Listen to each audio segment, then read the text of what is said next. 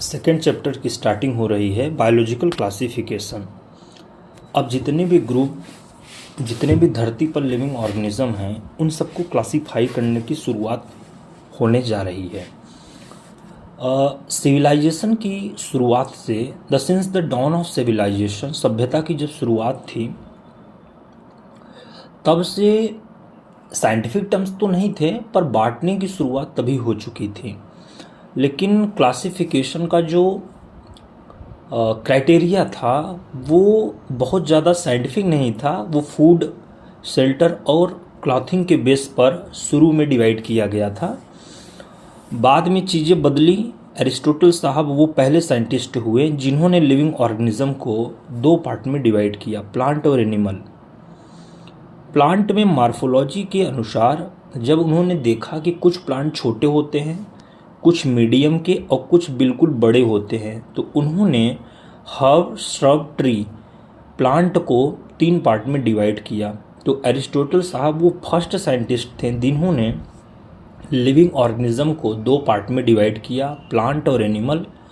Plant को morphology के अनुसार तीन पार्ट में डिवाइड किया, हर्ब, श्रब, ट्री, और एनिमल को दो पार्ट में, इनाइमा, एनाइमा, दो प्रकार से बांटा उन्होंने। रेड ब्लड जिसके पास रहता है वो है रेड कलर, क्या कहते हो, सब्सटेंस कह सकते हो आप। तो first scientist classification Aristotle, father of biology, father of zoology Aristotle. Two kingdom classification system given by Carolus Linnaeus. तब एंट्री हुई कैरोलस लिनियस साहब की। इन्होंने लिविंग ऑर्गेनिज्म को प्रेजेंस और अब्सेंस ऑफ सेल वॉल दो प्रकार की इन्होंने डिवाइड की। उन्होंने कहा कि जितने लोगों के पास सेल वॉल है वो सब के सब प्लांट, और जिनके पास सेल वॉल नहीं है वो सब के सब एनिमल। तो इन्होंने bacteria, fungi, algae, bryophyte, pteridophyte, gymnosperm, जियोस्पर्म सबको प्लांट में रख दिया क्योंकि सबके पास उस समय सेल वॉल था, अभी भी है। और एनिमल में जिसके पास सेल वॉल नहीं, पोरीफेरा से कॉर्डेटा तक रख दिया, यूग्लिना को रख दिया, बाकी सबको रख दिया।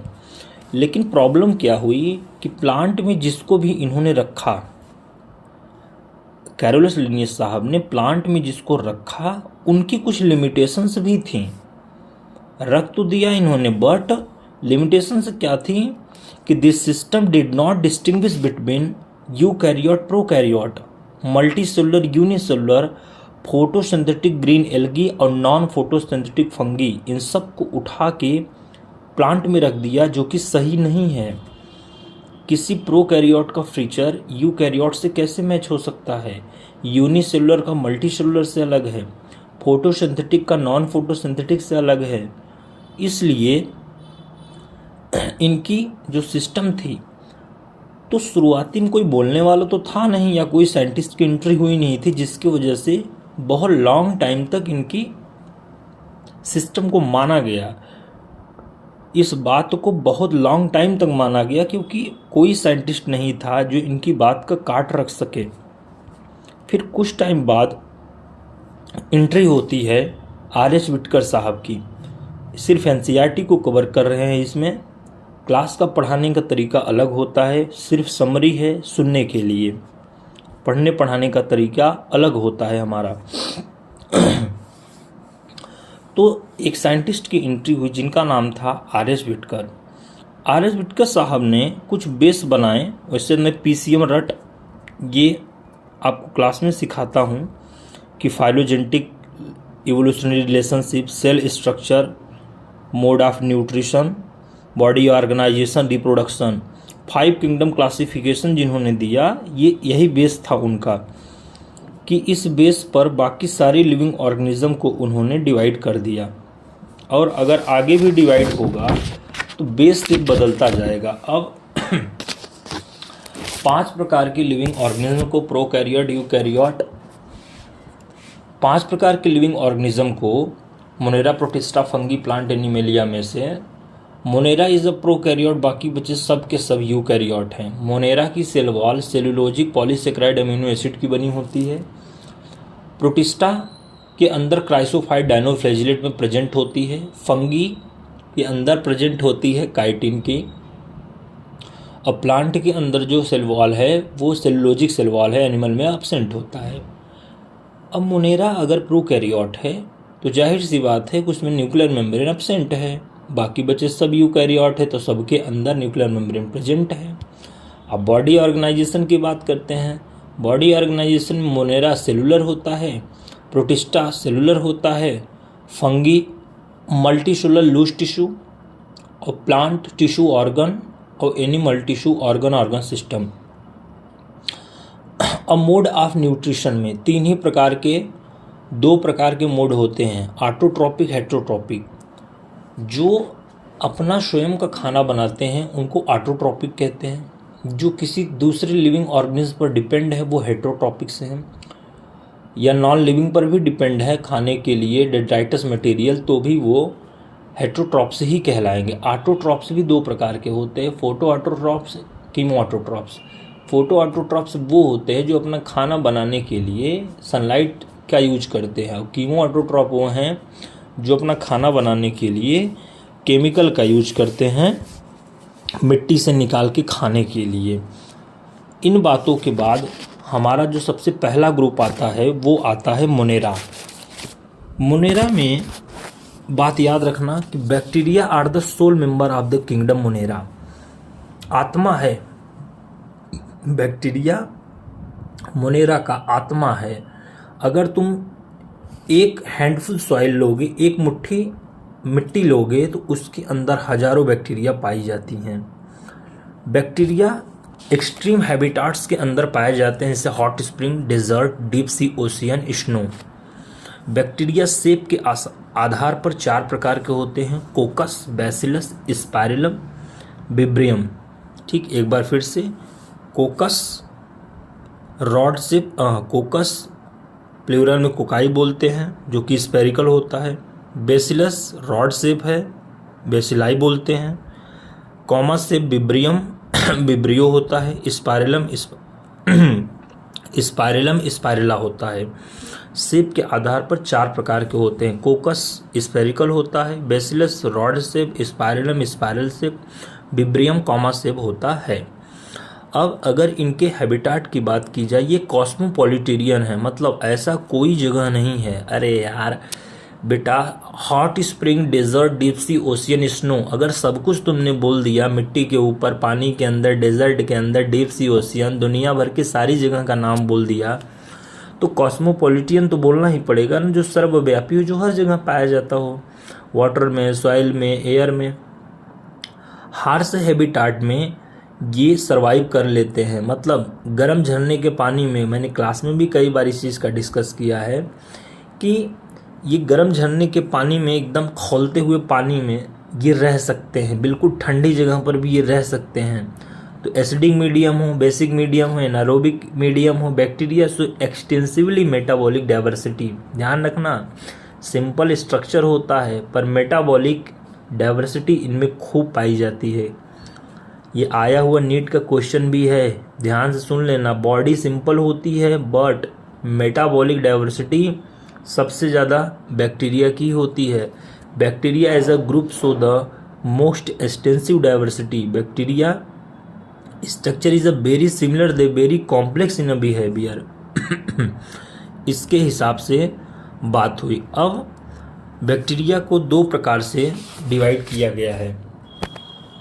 बैक्टीरिया एक है आर्ची बैक्टीरिया, दूसरा है eubacteria. Archaebacteria, archae मतलब एंशिएंट, बैक्टीरिया तो बैक्टीरिया है जो पुरानी बैक्टीरिया थे। 4 प्रकार की पाई जाती हैं, होलोफिल्स, थर्मोएसिडिक फिल्स, मिथेनोजेंस। 3 प्रकार की बैक्टीरिया पाई जाती हैं, होलोफिल्स, थर्मोएसिडोफिल्स और जो अगला होता है मिथेनोजन। अच्छा, इनका अगर मैं एरिया की बात करूँ तो होलोफिल साल्टी एरिया में होते हैं, हॉट स्प्रिंग में थर्मोएसिडोफिल होते हैं और मार्सी एरिया में मिथेनोजन होते हैं। अब आर्ची बैक्टीरिया अदर बैक्टीरिया से सेल वॉल की स्ट्रक्चर में अलग होती है, एक्सट्रीम कंडीशन होती हैं सर्वाइवल के लिए, जो कि आपको पता है। अब बात करते हैं हम कि ये मीथेन गैस का क्या रोल होता है। आपको पता है कि ग्रास खाती हैं जितने ग्वाली करने वाले जानवर तो रूमिनेंट एनिमल्स होते हैं, वो सब के सब जैसे बफेलो और काऊ होते हैं, तो ये सब के सब जो ग्वाली करते हैं ग्रास को, तो सेल वॉल होती है प्लांट के सेल के अंदर। तो सेल वॉल को पचाने के लिए इनके गट के अंदर मिथेनोजन बैक्टीरिया होता है। मिथेनोजन बैक्टीरिया मीथेन गैस निकालता है और उसका यूज करके हम गोबर गैस बनाते हैं। आपने क्लास में पढ़ा भी है, कई बार पढ़ाया भी था मैंने आपको सारी चीज़ें कि कैसे गोबर गैस बनता है। अब बात करते हैं यू बैक्टीरिया का। आपको पता है कि बैक्टीरिया में 3 लेयर होती हैं, ग्लाइकोकैलिक्स, सेल वॉल और प्लाज्मा मेम्ब्रेन। प्लाज्मा मेम्ब्रेन के अंदर सिंगल डबल सर्कुलर डीएनए होता है। और आप तो सारी चीज़ आपको पता ही है कि एक बैक्टीरिया के अंदर क्या क्या स्ट्रक्चर होते हैं। अब मोड ऑफ न्यूट्रिशन से अगर हम बातें उठाएं तो मोड ऑफ न्यूट्रिशन में 2 ऑटोट्रॉपिक हेट्रोट्रॉपिक, ऑटो में 2 फोटो ऑटोट्रॉपिक, कीमो ऑटोट्रॉपिक। अब फोटो ऑटोट्रॉपिक में भी 2 ऑक्सीजेनिक एनऑक्सीजेनिक। अगर ऑक्सीजेनिक है तो CO2 + 12H2O in presence of sunlight and chlorophyll glucose CO2 + 6H2O। Example cyanobacteria, blue green algae, nostoc Anabaena. और anoxygenic CO2H2S sunlight की presence में glucose + H2 green sulphur bacteria. आपको ध्यान रहे कि हम यहाँ पर पढ़ नहीं रहे हैं, हम चैप्टर को रिकैप मार रहे हैं। जिस बच्चे का अच्छा सा प्रिपेयर है उसको चीज़ें कान में लीड लगाएगा, सब क्लियर होता जाएगा। जो बच्चा नहीं पढ़ा है प्लीज़ वो अच्छे से सुने, धीरे से सुने, हो सकता है कि उसको समझ में आ जाए। अब बात करते हैं साइनोबैक्टीरिया की। साइनोबैक्टीरिया ये क्लोरोफाइसी के जैसा काम करता है, ग्रीन प्लांट जो होता है, इसीलिए इसका नाम साइनोबैक्टीरिया है। Cyanobacteria are the unicellular, colonial, filamentous और ये fresh water, marine water, terrestrial algae कहे जाते हैं। ठीक है, क्योंकि इतने में रहते हैं। इनकी बॉडी के ऊपर म्यूसिलेजिनस कवरिंग होती है और हेट्रोसिस्ट पाए जाते हैं। यफे में याद रखना, फिलामेंटस जो होता है उसकी कवरिंग फिलामेंटस की म्यूसिलेज की बनी होती है, और जो कॉलोनियल होता है वो जिलेटेनियस कवरिंग होती है। ये हेट्रोसिस्ट के अंदर नाइट्रोजन फिक्स होता है अमोनिया में, और ऑक्सीजन के लिए ये अवॉइड करती है। एग्जाम्पल नॉस्टॉक एनाबिना है, एनसीईआरटी का एग्जाम्पल ये नॉस्टॉक का होता है। अब बात करते हैं स्पोर का। What is the meaning of spore? Spore एक यूनिसेलुलर सेल होता है जिसमें formation of spore in unfavourable condition, hard cell wall होती है, और जैसे ही इनका फेवरेबल कंडीशन आता है ये प्रोड्यूस करके अपना ऑर्गेनिज्म का पूरा बना लेते हैं। अब कीमो ऑटोट्रॉप की अगर बात करें तो कुछ नाइट्रीफाइंग बैक्टीरिया होती हैं जो अमोनिया केमिकल एनर्जी नाइट्राइट और नाइट्रेट से निकाल लेती हैं। नाइट्रोकोकस, नाइट्रोसोमोनास, नाइट्रोबैक्टर, ये शुरू में होता था मिनरल न्यूट्रिशन नामक एक चैप्टर, उसमें हम पढ़ते थे। लेकिन आपकी इस एनसीईआरटी में जो लिखा है, they play a great role in a recycling nutrition like nitrogen, phosphorus, iron, sulphur. इसके लिए याद रखना IPSN। क्या IPSN? Iron, phosphorus, sulphur, nitrogen, इतने प्रकार का एलिमेंट यूज करके वो अपने खाना को बनाती है। अब बात करते हैं cyanobacteria, blue green algae, group of bacteria. BGA often from bloom is polluted water body. Algal bloom बना देता है एल्गल ब्लूम बन जाता है कहीं पर जहाँ गंदा पानी होता है वहाँ पर पूरा। अब हम बात करेंगे हेट्रोट्रॉपिक की, जो अपना फूड खुद नहीं प्रिपेयर कर सकते। 2 प्रकार के होते हैं, सेप्रोफाइट्स, पैरासाइट्स। सेप्रोफाइट्स जो डिकम्पोजर होते हैं, आपको पता है मैंने पहले भी बहुत सारी बार पढ़ाया है कि जो डेट्राइटस को तोड़कर खाना बनाते हैं। पैरासाइट मतलब पैथोजन। 2 प्रकार के हैं, एक यूजफुल होते हैं, एक हार्मफुल होते हैं। यूजफुल कौन होते हैं? पैरासाइट तो हमेशा सर खराब ही होते हैं। नहीं, खराब कैसे होते हैं? हर पैरासाइट वो पैथोजन का काम नहीं करता है। जैसे लैक्टोबैसिलस मिल्क से कर्ड बनाता है, तो वो यूजफुल है ना। Disease by TCTC, typhoid, cholera, tetanus, citrus canker, ये कराता है डिजीज। बैक्टीरिया पढ़ रहे हैं, याद रहे।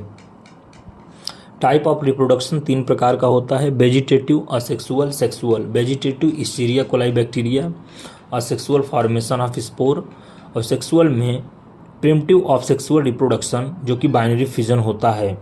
अच्छा, बैक्टीरिया जब भी करती है अपना रिप्रोडक्शन बाइनरी फिजन के थ्रू करती है। सेक्सुअल रिप्रोडक्शन का कॉपी करने की कोशिश करती है। Short sexual reproduction by adopting the primitive types of the DNA transfer from one bacteria to another bacteria, आपको तो पता ही है। अब बात करते हैं माइकोप्लाज्मा की। माइकोप्लाज्मा जो ऑर्गेनिज्म होता है, ये ऐसा होता है जो लैक अ सेल वॉल होता है, इसके पास कोई सेल वॉल नहीं होती है, और smallest living organism known as can survive the without oxygen. देखो इस बात को समझिए, एनारोबिक और एरोबिक 2 चीज़ें होती हैं। मैं कहूँ कि मैं दाल भी खा लेता हूँ, इसका मतलब है कि इसके अलावा भी मुझे कुछ खाता हूँ, चावल खाता हूँ या कुछ ऐसा। कह रहे हैं कि कैन सर्वाइव विदाउट ऑक्सीजन, इस ऑक्सीजन के बिना रह सकता है। इसका मतलब ये नहीं है कि हमेशा ये विदाउट ऑक्सीजन के ही रहता है, ऐसा नहीं कह रहा है। कह रहा है कैन सर्वाइव विदाउट ऑक्सीजन, रह सकता है। Many mycoplasma are pathogenic in animal and plant. तो ये हमारा मोनेरा यहाँ तक पूरा का पूरा खत्म होता है। एक एक पार्ट जाएगा, कंप्लीट करते रहिए। थैंक यू, धन्यवाद।